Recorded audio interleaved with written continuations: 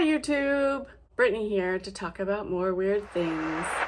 In my video titled Climbing Out of the Valley, I talked about the steps I took to start physically healing from major depression after my daughter died. This video is about the energetic steps I took to cleanse and purify the energy in my home so that I could do the deeper healing, the deeper psychological healing.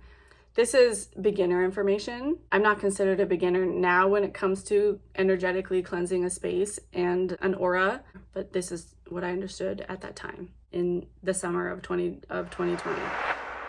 The importance of this work cannot be understated. The energetic environment within our homes has a massive impact on our mental and physical health because everything's connected. Our external environment mirrors our internal environment. That's how it works.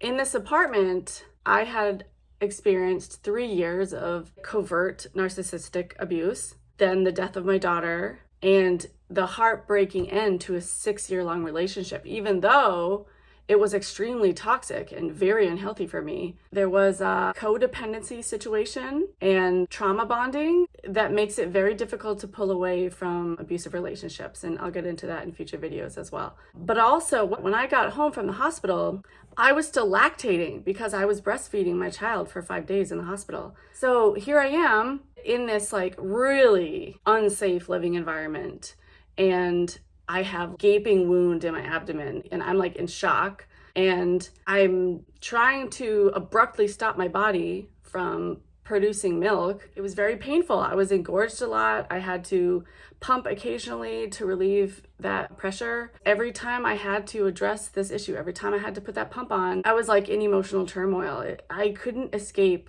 the horror of what happened. This was not a home that I lived in. It was a playground for darkness. We had attracted things into the house that I had to get rid of. So when I was finally alone in my apartment, it became very clear to me that I was not actually alone. I was afraid to be there, especially at night. And so those of you who live in haunted houses, or you've had experiences with houses that had spirits in them when you were a child, you know what it feels like when you're not alone in your house. And those of you who've never experienced it and might not believe it, I don't know, maybe something will change your mind one day. Ooh.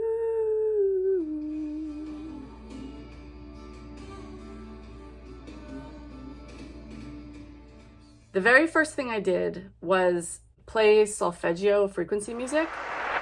The solfeggio scale is a series of 6 tones. It's believed that they have been used for spiritual enlightenment and healing since ancient times. And in the 1970s, they added 3 more tones. So there are 9 now. So I went onto YouTube and I searched for solfeggio music for home cleansing. 417 hertz is the frequency that is generally used for this.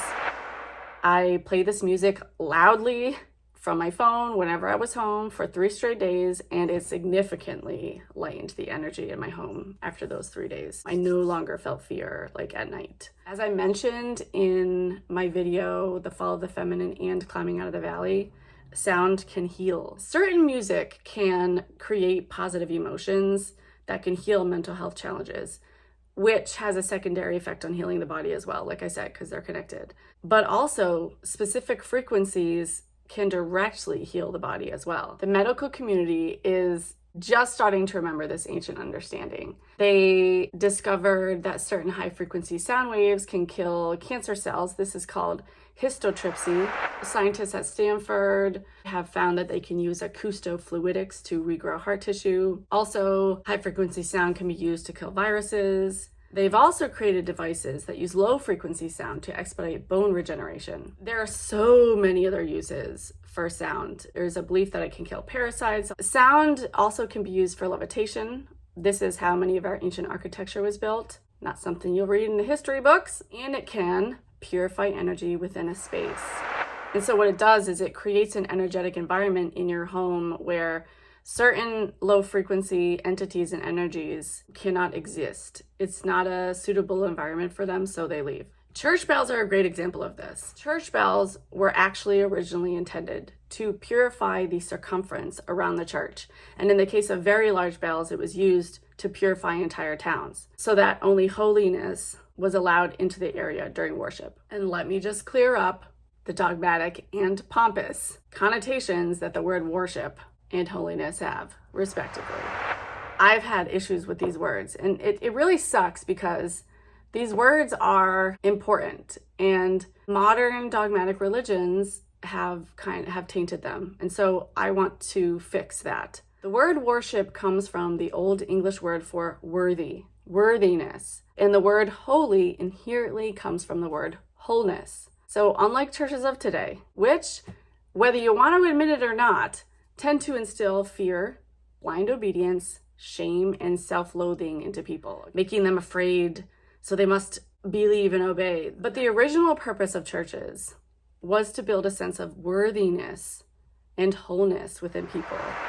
A place to grow self-love and personal power, because personal power and personal sovereignty is the first step to deeply connecting with the divine, which is a birthright as a human being. Practicing self-love and feeling worthy of God's love and exercising your right of personal sovereignty and personal power is what establishes that connection.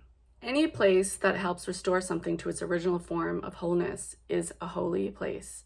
Nature, in my opinion, is the holiest place of all. And this is where I prefer to go to connect with spirit. The next thing I did was physically clean and organize my apartment. Negative entities and dark energies attach themselves through resonance. They're attracted to heavy emotions, the sadness, the grief, the shame, fear. This includes anxiety. Anxiety is a form of fear. Chaos, stagnancy. Stagnancy in a home looks like clutter and like hoarding. My standards for cleanliness and organization have been pretty high most of my life, but I still scrubbed every inch, corner, and piece of furniture in that apartment because there were bad memories in every room. The physical acts of cleaning and organizing tell the mind and nervous system that it is a safe place, that it is safe to release. When our mind relaxes, fear, anxiety, confusion, and chaos start to wane, and dark energies and entities lose their attachment. There's nothing for them to hold on to anymore. There's nothing for them to eat.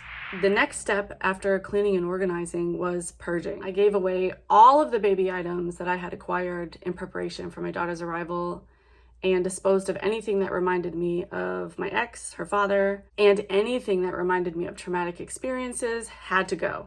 And then I redecorated my entire house. I repositioned furniture, I moved pictures and plants to new locations, I hung new curtains, I bought new bed sheets, pillows, and rugs.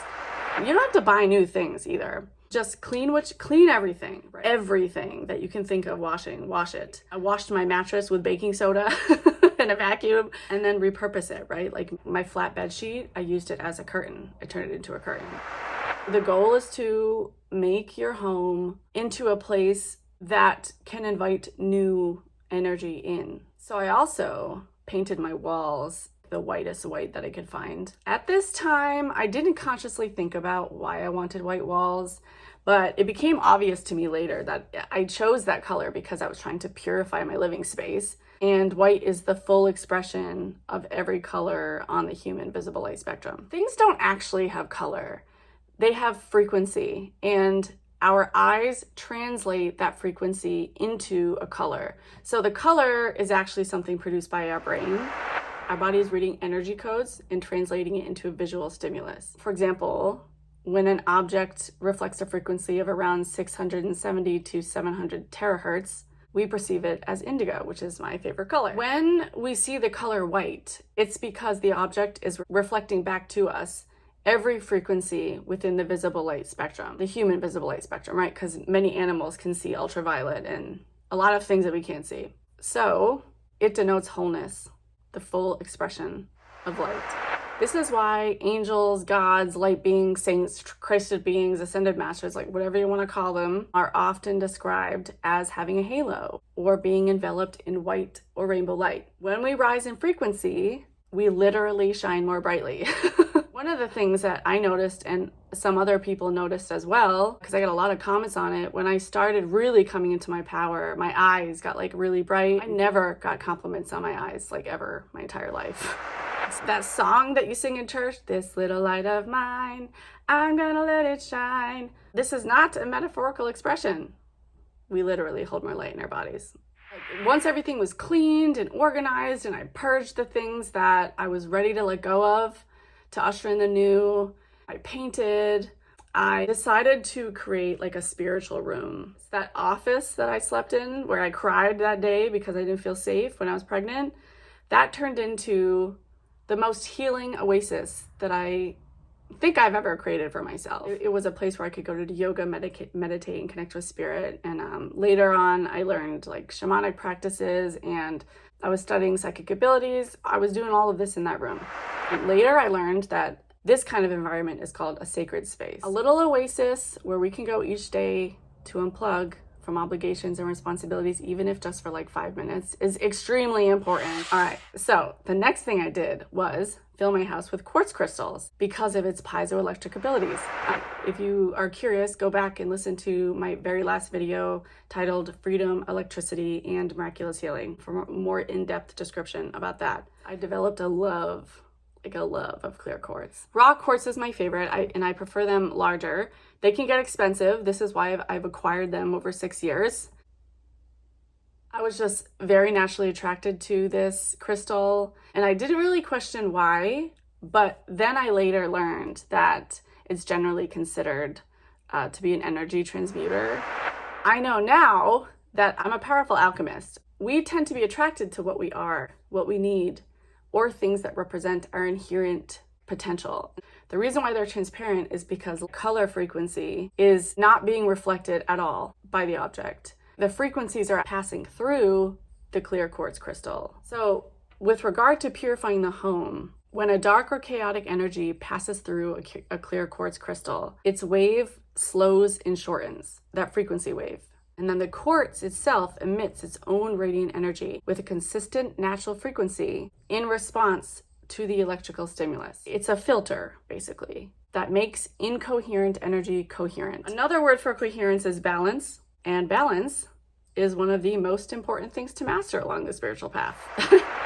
And just to address the topic of crystals as a whole, there are a gazillion different articles and books that tell you what the metaphysical benefits of each crystal are. But I found this information to be lacking and like very inconsistent. There's no one consensus, depending on what you read, on what crystal does what. Unless it's piezoelectric, of course, right? Like we know what piezoelectricity is. But when I started looking into the frequencies of color and the human chakra system, it all started to make a lot more sense. Rocks and stones are conscious. They also store information. Much of the wisdom that they have to share with us is directly related to their color, the frequency that they reflect. In fact, the frequency that everybody reflects to everybody else is indicative of the data that they carry within self.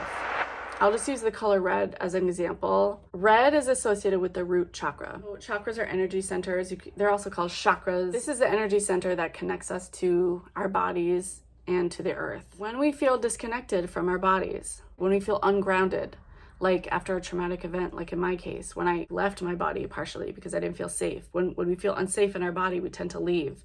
Or if we're experiencing depression or like severe dissatisfaction with life, and we're using activities, work, or substances to escape being present. Or if we just had a massage or like a profoundly spiritual experience and we feel like we're floating around, a red crystal or gemstone can help us activate the root chakra and get us back into our bodies. You could, of course, just wear like a red t-shirt or whatever, but these stones carry energy and they're emitting that color for a reason. They're here to help us. So the last thing I did was smudge my entire house. People in every culture for thousands of years have been burning sacred plants to cleanse their homes all over the world. Nobody has a patent on this behavior. This is a natural human behavior. Sage is one of the most commonly known plants that are used for this. There was a study done on this. They burnt sage in a room for like an hour and it killed like 94% of the bacteria in the room. But majority of the common culinary herbs like oregano, thyme, rosemary, clove, basil also are antibacterial, and they are, including sage, antiviral as well. This is why these things are used to cleanse a space. Because of the fractal nature of existence, the macro always mirrors the micro and vice versa. This is why, like in the Bible, they say that we were made in God's image. We're fractals of the bigger whole.